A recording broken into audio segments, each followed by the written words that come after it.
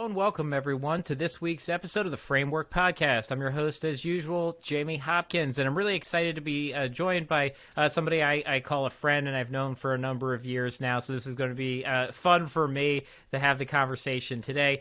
Dr. Daralee Barbera, who is president now of Diversify,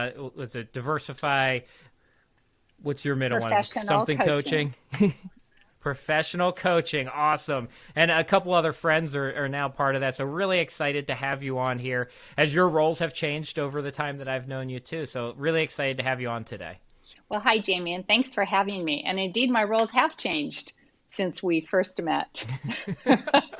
Yeah. Life moves fast. We'll get to that. Yeah, life moves fast. My roles change daily, right? Like, what am I doing today? For people who don't know you, can you just give us like the 20 seconds of who you are, what you do? I know that's it can be challenging, but assume we're in a fast-moving elevator. We got 6 floors. Who are you? What do you do? All right. Well, I am the president of DPC, Diversified Professional Coaching. So we do business coaching. And I am also a professor, graduate level professor, MBA programs, Masters of Science in Financial Planning, Masters of Science in Management at the American College and at California Lutheran University. And I am an author and a speaker and a coach. Just a couple things. Well, we'll have a lot of fun. We'll get into a lot of those different roles as we go. I think one of the first things I like to start off and ask people is always about food. So it's, this kind of look into the culture and the person, right? I mean, it's different for everyone. What's the first thing that comes to mind for you for food? Is it your favorite food dish? Is it family? Is it a type of cuisine, a place in the world? What is it that immediately comes to mind? Food is good, Jamie. So for me, I'm a vegan. So that kind of narrows it right down, right? No meat, no animals, no dairy, and I'm allergic to eggs. So that is very motivating to be a vegan. And my husband's been a vegetarian for like 30 years. So I can't catch up with him, Okay. but, I keep the pace with How him. long have you been? Yeah, how long have you been a vegan for now? Is it a long time? About 5 years, strict, and Okay. much better for it. So And there's no going back. So what was the kind of like dynamic that caused the shift there? well, not wanting to kill anything was number one. And then also lactose intolerance contributes, and then being allergic to eggs. So, and seafood too, I might add. Okay. So I'm a lot of fun to have over for dinner. So it's a long list of no's. So, but I'm Yeah. in Los Angeles, and I think most of the world is catching up. It is so easy to be vegan. And there's so many great restaurants, and there's so many wonderful, wonderful culinary treats. And my husband is a great vegan cook, so I luck out. So what's your what is you and your husband's like go-to dish at home? Do you have a favorite thing that you lean towards? Yeah, I love pasta. I mean, I'm married to an Italian, and he cooks up a mean sauce. And there's some great gluten-free pastas that are phenomenal too. So, Do you guys ever make pasta at home too? Have you gotten into the making of it? no. No. That sounds like a Thing lot is, of work. most yeah, I was like, but most of the pasta dishes that immediately come into my mind from videos I watch, right? Like mine are all egg based, right? I'm like, do if I make pasta without egg? And I was like, yeah, I guess there are some, but a lot of mine are egg based too, so that's not going to work for you. Yeah, But I'll keep thinking of good. something that I can make for you when you But it come sounds back out delicious, to and there's Philadelphia. fake eggs. So, Hmm. we don't want to give up on that one. Fresh No, pasta. that's true. So, Yeah, it's pretty good. So like my wife's Italian too, and her family. So we've adopted a lot of the Italian style cooking and food more into the household than I'd had when growing up. Not that we didn't eat Italian food, but it's a very much core of our internal family culture now with our kids and my wife and the extended family. So it's good. Uh, Next thing, I kind of shift, and this again, kind of the family life aspect is, what was your first memory of money? So, do you have one that immediately sticks out, good, bad, whatever it might be? I do that for Christmas presents. My parents would give us a little envelope, and we got a dime for every year that we were old to buy a Christmas present for our family. So obviously, we made things. We didn't buy things really. So we were very creative, Yeah. what you can do with dirt What? and What? sand and bark and paper clips and rubber bands and whatever else and paint. Yeah. So, What, do you remember anything you made back? oh Like, yeah. can you remember an ornament and stuff? Yeah, Yeah. we made, I remember I learned about welding and brazing rods. That was the height of my creativity. So, creating these little metal structures for presents. And then lots of painting That's and um, handwork and sewing and all kinds of art, yeah. needlecraft. Yeah, it was about making Where did gifts. you grow up? I grew up in Los Yeah, Angeles, making so it. I'm from Los Okay. Angeles and I'm in Los Angeles and all our kids are in LA and so I think we're here to stay. You're like, at this point, yeah, it might Yeah. be here to stay. Yeah. But never say never. Oh You yeah, never no, know no. I what love has in the traveling future, and right? Yeah. I love cities and I like probably going everywhere. So, So that that kind of like gifting of small amounts, right? Kind of per, the dime or whatever per year in an envelope, and really kind of, I guess, more fostering creativity rather than spending, right? Like, is that something you passed on later on too? Like, did you take any of that and pass it on to your children, or like, what do you think? How did that kind of influence you? That experience. well, yes, when I think of a gift or holiday gifts, we usually think in terms of things that we make. Like, for instance, this year for our family, we made a vegan cookbook that we emailed out. So, kind of in theme, right? I'm sure that most of the family said, oh, uh-huh, and just, tucked that email away. But there's some of them that actually have responded and used some of the recipes. So, yeah, so Well, I so was gonna so say making gifts. Yep, we pass that on. that's yeah, that's a very good that's a self gift, right? Because see, now they have recipes that they can make when you go there. So that There we whenever you are. visit people next, they'll be like, "Hey, she sent us this cookbook that we can now make things when she visits." So that's a good one. Um, We should invite them over. and what did yeah?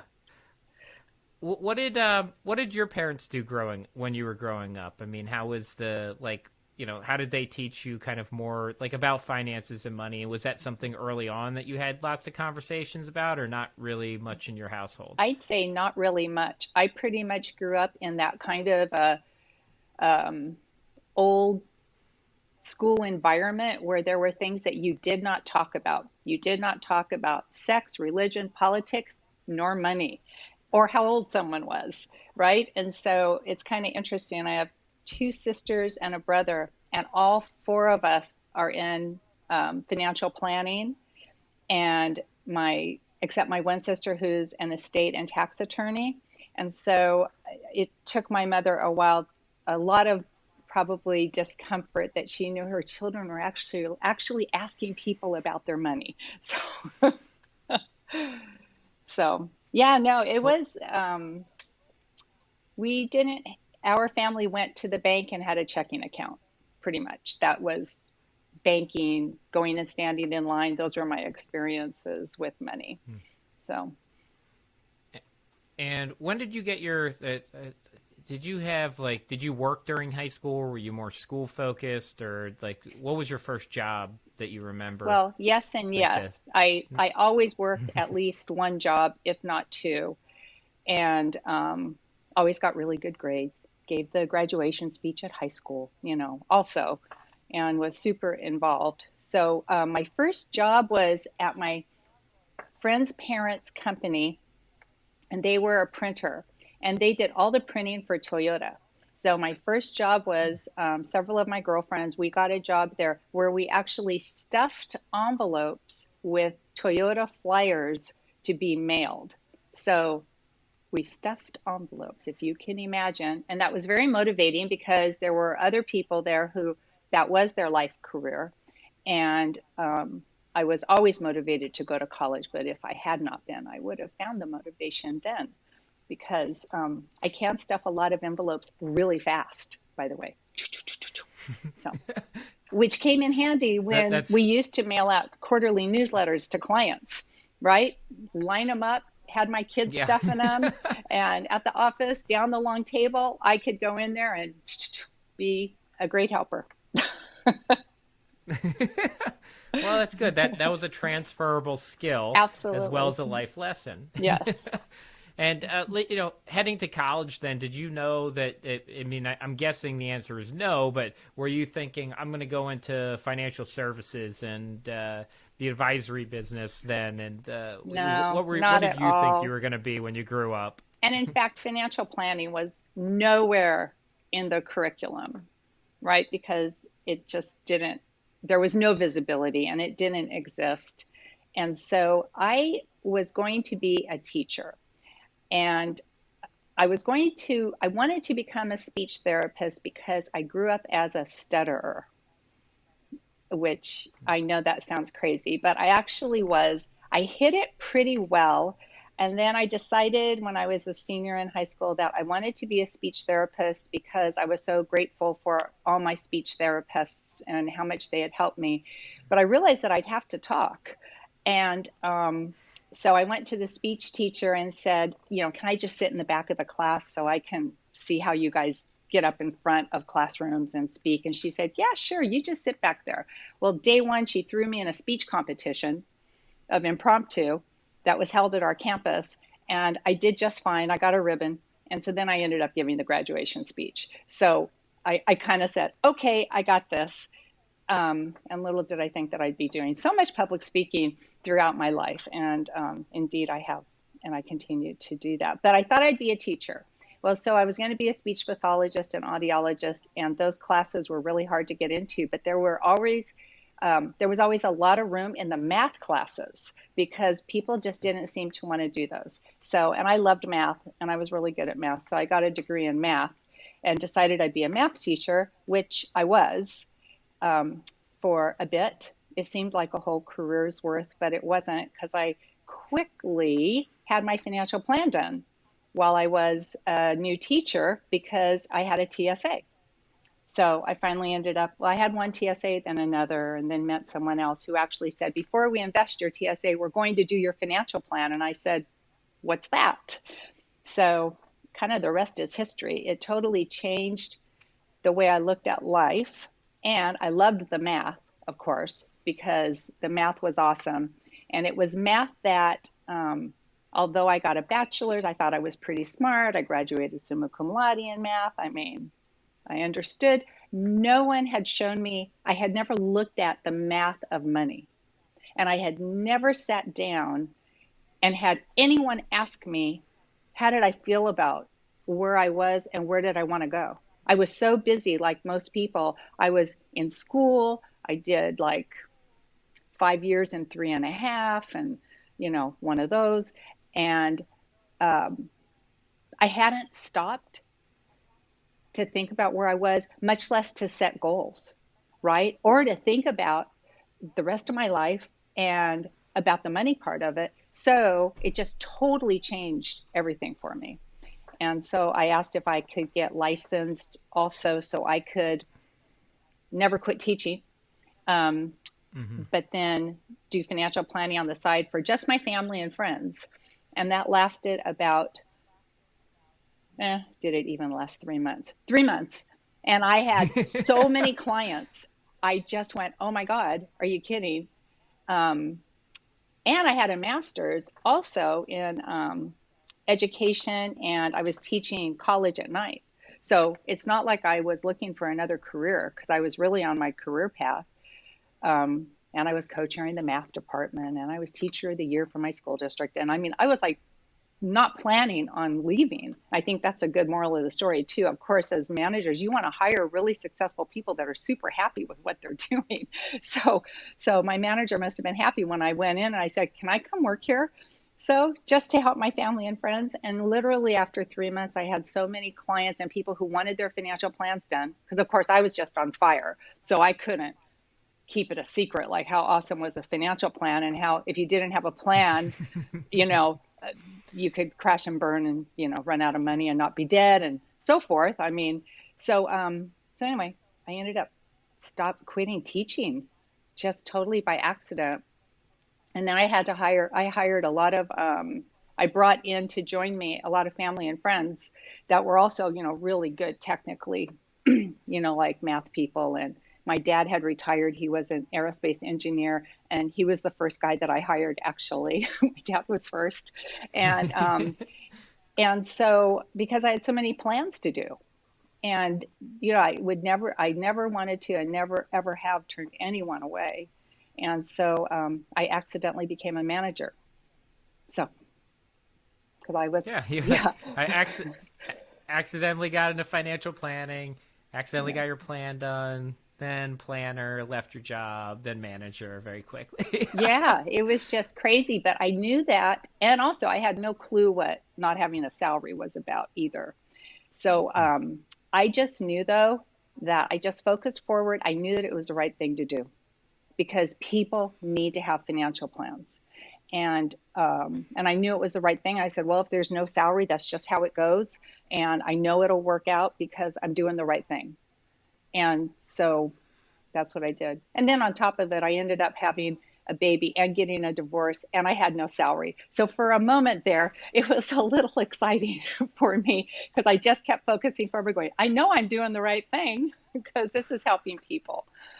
So Yeah, I mean that's obviously, a very scary moment. I mean, what was it that, was you kind of mentioned it, but was that what kept you kind of moving forward at that point? Just kind of knowing, I know I'm doing work that I love and I know that I'm helping people because, splitting up, having a kid, right? No salary. I mean, that's a very scary place to be. So, I mean, do you remember like a specific time when you were sitting there and like gave yourself that pep talk and realized, this is the right path? Like, can you remember that like visually? well, honestly, oh yeah, I had a rule for myself. I'd be at the office, and I don't know that I've told this story. I would actually get in my car and I'd go drive down the street and I'd look at my watch and I'd cry for 5 minutes. I had a 5 minute cry rule when I would feel like, what am I doing? Literally 5 minutes, done crying, Yeah. and I'd go back. So that was the way I coped. Yeah, yeah. Truly, It, I did that. it's a coping mechanism, right? To let the emotion out, and you structured it very well. I did. I literally, I that was was like a it, lot of five people. Yeah, minutes. yeah, and that's a very. I mean, thanks for sharing that too. I know that you said you might not share that one a lot. It's maybe easier today to talk about that one than at the time, and. There was two things that popped in my mind when you were going through that story I wanted to ask about. One of them, you said you gave the graduation speech, and I actually think this is a great question, so I'm going to start testing it out and see how it goes, right? That's the whole great thing about interviewing people and getting to spend time and learn from people. I learn something every time I talk to somebody. But kind of two-part question about this. One, do you remember what you told people in your graduation speech? And two, what would you tell people today if you had to go, right? If all of a sudden your door opened and somebody said, "Hey, there's this graduation outside. It's a beautiful day. We need you to step on stage." What are you telling them? That is a good question. I would not be truthful. Let's see. If I told you that, sure, I remember what I said. I'm thinking, what did I say? But I think that it was, I know that I was reflective about the experience, and I had a great, rather, and I will say, I had a great experience in school in general, even though I'm not saying that every day was super, but it was great enough, the whole camaraderie of education, that that I know that I reflected on our time together and I forecasted going forward. And part of my heartbeat is that together's better, and that, solo is pretty much a no-go. Okay, it's a really slow way to try to go someplace.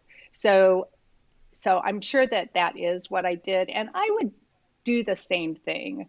That I think the concept of that every day is a school day really has served me well and has really been like a fundamental for me. And it's not that we have to go sit in a brick and mortar building, certainly, but it's more the community and the idea that every day we get to wake up and have a question that's unanswered, that we get to go figure out what's the answer. And maybe it's not us that, rather, how about this?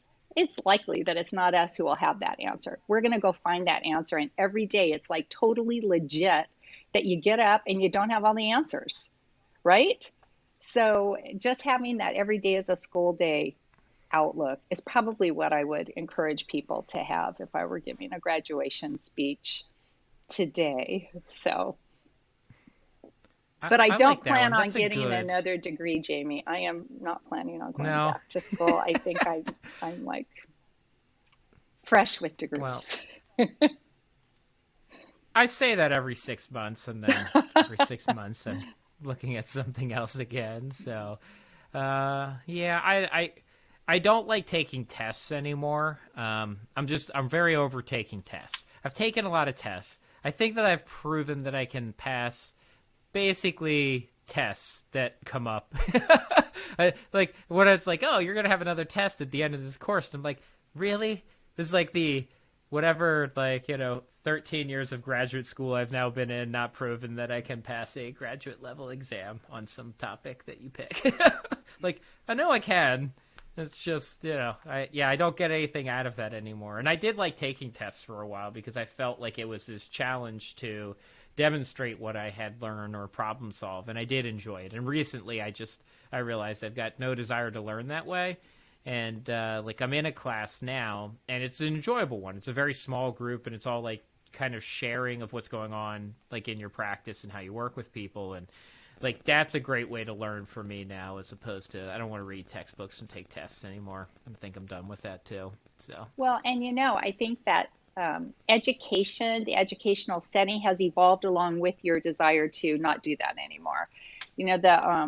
I was very fortunate. I had the opportunity to retire a little bit early from my financial services career, and I had always wanted to get my doctorate.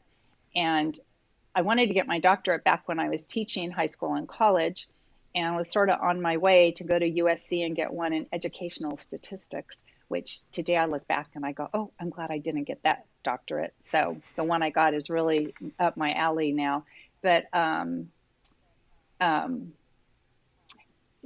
and in fact, I'm happy that I waited, because the whole doctoral experience was really so collaborative, and the real learning came from being with your cohort for all those years, and the experiences that were shared that I just felt so privileged to be part of, people with leadership expertise in areas that I would never be able to have an inside peek at. And so I think maybe, are you saying that that's probably more that facilitated community? I mean, I just love that way to learn. And I'm with you. I can go take a test. I've never, failed a test, thank goodness. But, that used to be education, like study, study, study, go yeah, show what you know. And I think the more synchronous education, and even the asynchronous education that we have now too, I think that really opens the door for a lot of people to participate in education that may not have wanted to participate before, because that old school way just, they weren't good test takers, say, as well. So yeah, so I'm so excited about where education is. yeah, and also just don't enjoy it, right? Like when I used to go teach all those classes out at American College, you'd run into students that are very smart and have a conversation with them, very, kind of grasp things, but do not enjoy the process of test taking, even if they're not bad at it. But it's, it's a level of kind of like pressure in this all or nothing situation that doesn't feel like, uh, I guess a way that's actually encouraging of a person. And I think it's an interesting thing, right? Like if you think a lot of the ways that we want to raise people up in the world, you try to think of like collaborative, community based, encouraging things. And like tests don't do any of that, right? Like there's, you're not like in the middle of a test and be like, you're doing a great job, continue on. It's, it's this very black and white approach to a knowledge check. And yeah, like I don't mind like the idea of like checking my knowledge. I've taken a lot of tests. I can pass a test. I can pass most tests without studying in our field anymore or looking at anything. And so I just don't enjoy it now, where I used to actually enjoy test taking because I was, probably just better than a lot of people in taking tests. Like I've always been a good test taker, as people say. And I used to enjoy it and now I don't. I mean, I think I want to learn in different ways than that now. So it is good. I think education is moving. It's probably a long way to go for education world too. What was your least favorite part of getting your doctorate? I mean, was there anything that you wish you could have changed, right? Like you're in charge. What would you have changed? I don't think I would have changed anything because it was such an amazing experience from beginning to end. And whenever I would talk to a fellow student who was going, oh my God, I can't believe we're doing all this and, help, I'm melting down. I go, hey, trust the process. Okay. They've got us. And, they know this is all going to work out. I think that there were moments where it just felt overwhelming. Where am I really going to, well, as you know, am I really going to make it through my research and putting the dissertation together and defending it? I mean, if you look at the whole thing, I mean, who would ever go do that, right? So you just look at the whole thing and go, okay, now I'm going to back up and go step by step, little bite-sized pieces, and trust the process. So, this may sound crazy. I would have loved to have continued my research and have been able to build in more. But you're time bound, right? You only have so much time. And so you have to plan for that amount of time. And it would have been so cool to have just kept going, and I think that maybe most of us feel that way. So, but you just can't because, you're on a schedule. So, Yeah. I mean, I think that continued research is always an interesting thing because, a lot of researchers, they'll start research, do research, and the ideal is, right, that through that research, you also find new things to examine, right? Mm-hmm. And I think that's probably to some degree the philosophy behind research and doctorates and all of that is that inquisitive mind, right? To ask the questions and the follow-ups and to continue to learn, as you said, like always a school day. And so I think that all ties together. So, I do that a lot whenever I've done research. 4 or 5 new research ideas have always come out of them. Mm-hmm. And most of the time you don't get to follow up on them. Like either funding, time, resources just aren't there. And it's like, hey, I've got 5 good ideas, but there's something else now that is, the sun that's pulling me over here, and you're shifting gears a little bit. Well, and Jamie, I would imagine you are never shy of good ideas, ever. Well, or new ideas. No, I'm never shy. Yeah, I'm never shy of new ideas. Okay, good ideas? Question mark. But I do have ideas. Yeah, and I don't even remember the good ones, right? All the bad ones I've had, like I didn't have that idea, right? Those. Oh, yeah, it's. I ask people that a lot too. I had an economist on here recently, and this is one of the questions I had. I mean, he's a very well-known economist, and I kind of said, you've published, hundreds of papers and argue with Nobel Prize winners, but what was the one piece of like research or belief that you held that you were very wrong about, right? And that now you realize it. Have you had any of those through your time in financial services, maybe? Like something you believe to be true or a direction the industry or profession was heading and it just, for whatever reason, didn't pan out, didn't go that way at all? Well, that is an interesting question. And here's what comes to my mind so I was a teacher. I became a financial advisor and I just kept teaching. That's what I did. I kept teaching. I started teaching adult ed night classes. I taught college classes, community service classes, and all on financial planning. I just swapped out the kids for the adults and stopped teaching math and taught financial planning. So to me, financial planning was education. That financial education was the centerpiece of how we went to market, right? That I put out class, or I'd go teach classes, people would come, and I would say, if you'd like to have your financial plan done, just let me know. I mean, I would never call anyone and say, don't you want your plan done? I always had plenty of people say yes. So when I became a manager and I hired and trained people, that's exactly the method that I taught. So I spent 30 years as a managing principal. I mean, 3 decades is a long time to be a managing principal. I don't know where that time went, okay? And when I'm so young. So I had 30 years that I did that with people. And even the 4 that I was a financial advisor, I quickly assembled a team, and that's what we did. And most of those people were educators. So we were out giving seminars and with the heart of, this is important education, right? This is critical knowledge. This is, if you don't have your finances together, how much can you accomplish? I mean, when your finances are together, when you have a plan in place, you've got choices, right? You understand where you are, you set a vision for where you're going, and you have a plan to get there. Life doesn't get better than that. And most people, even today, are not all rolling that way. So we were out doing financial education as a centerpiece of everything we did, of our year planning, of our month planning, of our quarter by quarter, for our clients, for the public, guest speakers. I mean, that's what we did. We taught classes. And that's where most of our clients came from. Well, when I did my doctorate, there were so many choices of things to do, and I narrowed it down to studying the impact of financial education on financial literacy for women. Now, I would have liked to have done it for the world, but you have to keep narrowing your subject, right?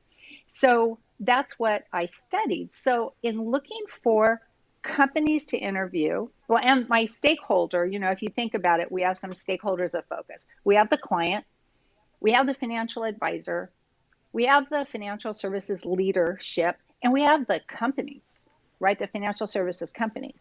So the stakeholder of focus for my research ended up being the financial advisor, because that's the boots on the ground. That's who I studied. So in coming up with who was I going to interview, because it was qualitative research. When I said I wish I had more time, I had all this quantitative research that I wanted to do, and I just did not have the time. And the qualitative actually took a long time. And then with coding, it became very quantitative. So I was happy. I felt good. So, math. So if I can put it in a formula, I'm a happy person, because you can solve those usually. So in looking for financial advisors and looking for companies in our industry that have the heartbeat of financial education and also financial education for women, and a focus on women as clients and advisors, I was highly disappointed, Jamie, that I had my head down for my 30-something years of doing it and thinking everybody else was doing it too, and they weren't.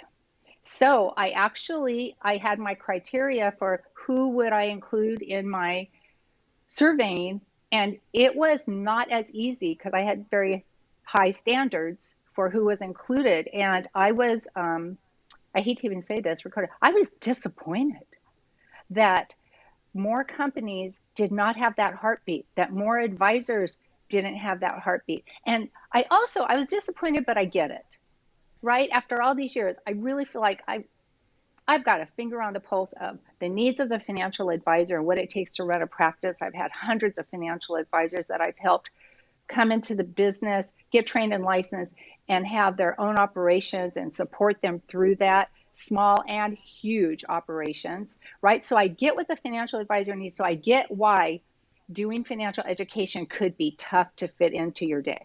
I totally understand that. I also understand for leadership, right? Why financial education might not be part of what you support your team in, because there's a lot of competing priorities. And I also understand why companies would not do it, but I still thought more were. Okay, so that's where I'm going with this. I thought more were. And so that's what I found, is that not enough are. So, as I think about what kind of a difference do I want to continue to make, and I have to say in the last 5 years, I'm pretty excited about and just thrilled with what I've been able to do, which is raise the visibility of the importance of financial education, because I really roll with the idea of education. I believe that education matters so much. I believe it matters so much to give education and to get education, and for people to be lifetime learners. So that is a disappointment. Sorry to make that such a long answer, but it really informed my research tremendously. It's not like I had to do research to understand what do financial advisors need, what do the companies need to be doing, how do all the stakeholders fit in it, because I'm so close to it. But stepping back as an unbiased researcher and wearing that hat diligently was such a great experience for me. And I know that we have a lot of work to do, and that financial literacy is very concerning. It is not just a given, for people to get knowledge, but yet to how about access to knowledge? I think you and I have talked about this before. Access for clients, access for non-clients. How about access to resources for financial advisors who would like to do this, but where's the access to the tools? And then you can have the tools, you can get the knowledge, but how about to building the skills to be able to do that? And so we've got to be able to execute on financial education. We need to make the takeaways actionable. And then it's not like I'm saying, not to be confused, I am not saying that people can go attend a class and now they've got it and they don't need financial advisors. I am not saying that in the least. It's not self-service. The role of the financial advisor has never been more critical, ever. I mean, we need financial advisors, and we need them to, I'd love more to embrace financial education, but they need the organizational support and organizational influence. So. Well, that was a very good answer. Okay, so you sorry. don't have to apologize. You don't know. I was already going to say you don't have to apologize for your answer. It's very good, right? That's that passion, right? You tell stories and you educate on the why behind it. And it's a beautiful answer. I have two thoughts that came out of that one. One of them is just me opining now about my own experiences, which is my view on financial literacy has shifted a lot in a very short period of time, where, I think I just bought into all the, hey, we've got to do all this financial literacy, it all needs to get better. And then I started realizing that, some of it is what you said, we've talked about it, right? The access point.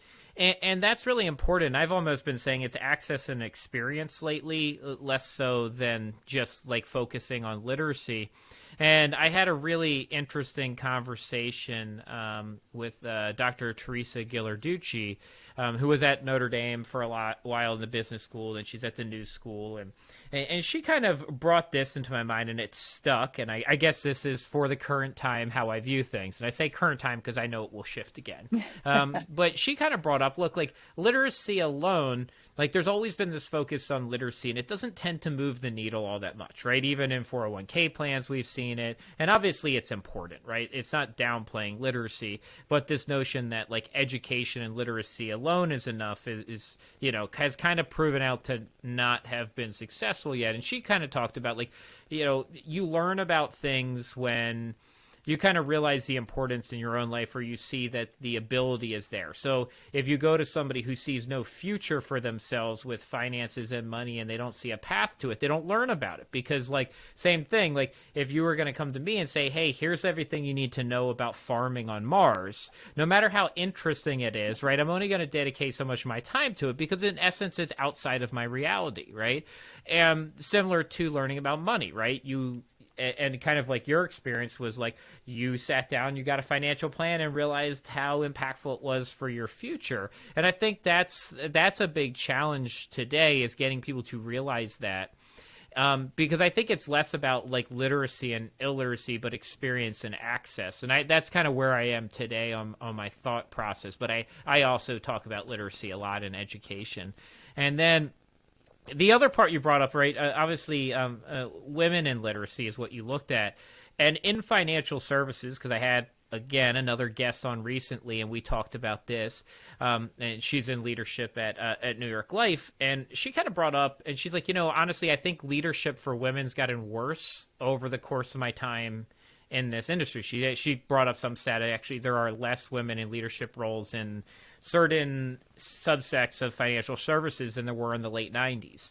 And so I don't know, like, I mean, how do you view that now today too? Like, do you think that, like, obviously you were in a leadership role and, as you said, kind of managing people for 30 years and at a very, one of the most respected firms out there for a long time, right? In Waddell and Reed, which we said is, now no more, but which is weird to think about. But, yeah, what is your view on that and just kind of women in leadership and financial services and that crossover? I mean, do you see it as a serious problem today? Do you think it's getting better, worse, same? Well, that's another interesting thing. You think about experiences. I can remember the first advisor meeting that I went to at Waddell and Reed as a new advisor. I was 20 something, and there were like 100 or so people at this luncheon or this, day retreat. And I noticed there was one other woman there, and she was more mature, and there was me. Now, I didn't think much of it, but I noticed it because being from math, right, being a mathematician, I was very used to that. I was used to being the only female in the room. So I didn't really think anything about it, but I noticed it enough that it's always stuck with me.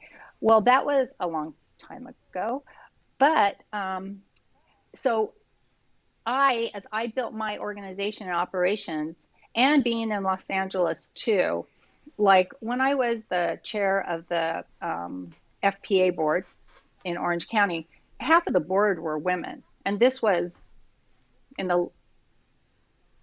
will definitely date myself. It was in the late 80s. Okay. Half of the board were women. But when I go to national conferences, that was not the case. And so when I hired people, I mean, I was, half women, half men, and so forth. In fact, if you'd walk into my offices, any of them, you'd pretty much see usually more women than men. So that's what was going on for me. So I wasn't paying much attention to it until I kind of came up for air and got really involved in Gamma and getting involved in what was really going on in the whole industry from a leadership perspective, and then also globally, and to see the differences. There are countries where the majority of financial advisors are female, and that is not the case here. And it's really concerning enough and it's not that dial is not moving.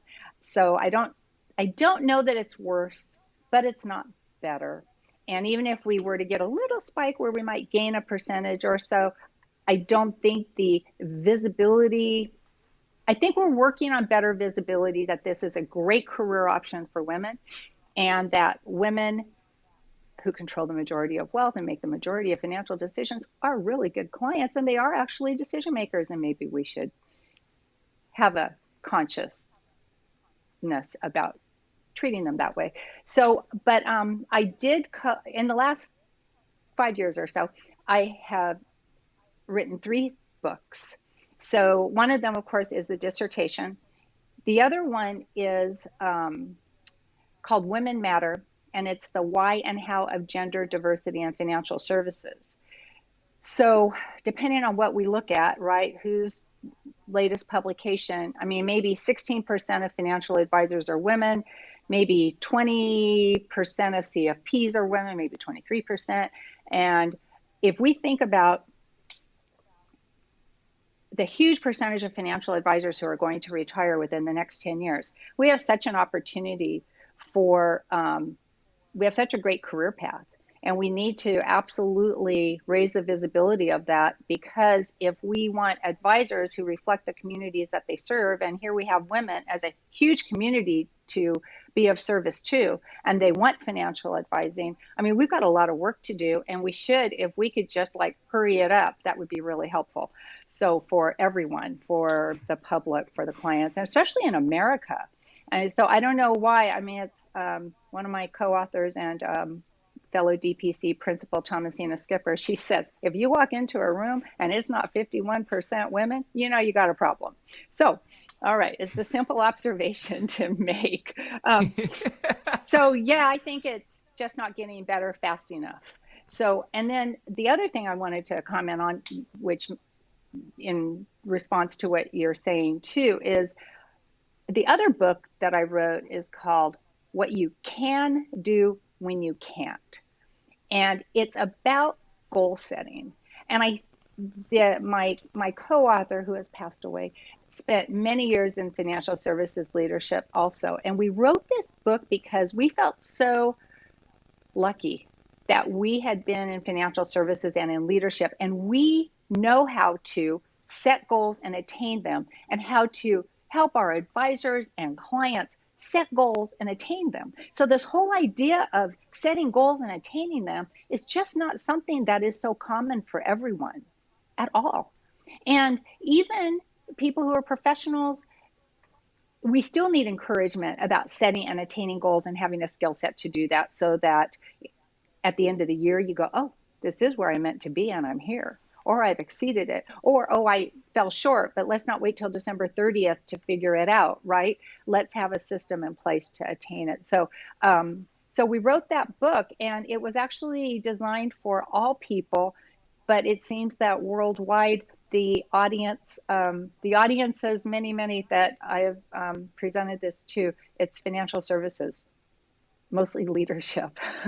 So, which is cool, you know, and it's just about, and I think for people all around, it's about figuring out what can you do? Because if we look at a list of all the things that we can't do that are impossible, that list will never end. But we just want to look at what can we do and leverage the skill sets of people, what they come to the table with, and help them to find their goals. Like, what's their heart? How do they feel about where they are? What do they hope and dream for? And then develop a plan to help them get there based on them, right? Not based on me, but based on them. And so that is why financial services is so important, right? That's what financial advisors do every day. That's what financial services leadership does every day. And it's just so important. So anyway, I get a little excited about it. So that's a good thing, right? Well, I'm gonna being cognizant of time. It's my only job here is to ask questions and keep us somewhat on time. And sometimes I fail, sometimes I succeed. But kind of two closing things, which is, first of all, thanks for sharing all of this. The second one is, if you could kind of sum up a word or a value, right, that would be your legacy or what you pass on, right? Like, what would that be? Like, what would you want people to look back and think of Dr. Barbera stood for, meant? I just want to say education. I mean, maybe that's just only because there's so much to it, right? It's like, I think of education and I think of a 1, 2, 3, that it's about knowledge, it's about motivation, and it's about organizational influence that makes the education happen so that we can build skills and go apply them. And so education, I mean, it's actionable, it gets people where they need to go and helps them set goals, gives them the tools to use. So I guess I'm just going to say education. It's really important. Yeah, education is, I think that counts, right? That's an important thing. Yeah. Well, hey, this was fantastic. I know we didn't cover nearly all the stories we could have, but this was a really, really fantastic 50 minutes of time with you, and I learned things, and I appreciate you sharing and your impact on the world and on education, on financial services, your leadership, your friendship, all of those things, and I continue to watch and see all the things that you're going to do from here on out too, and excited for the team that you guys have put together over there at DPC, and I know that I know Jim will be listening and reach out to me with something as soon as he listens to this too. So. Of course he will. He always does. Yeah, of course. There's nobody else like Jim. He's That is true. There is one. So, Jamie, thanks for having me. This has just been a treat, and you got me thinking about food now. So. Yeah, well, whenever you're back out in Philadelphia and I'm here, we'll have you guys over for dinner, and Okay. I will come up with a homemade vegan pasta for you. So that's my All promise right. when I am you're out looking here. forward So, to that. well, Daralee, Dr. Barbera, thank you so much for your time here today, and all of our listeners, thank you so much for listening to this week's episode of the Framework Podcast.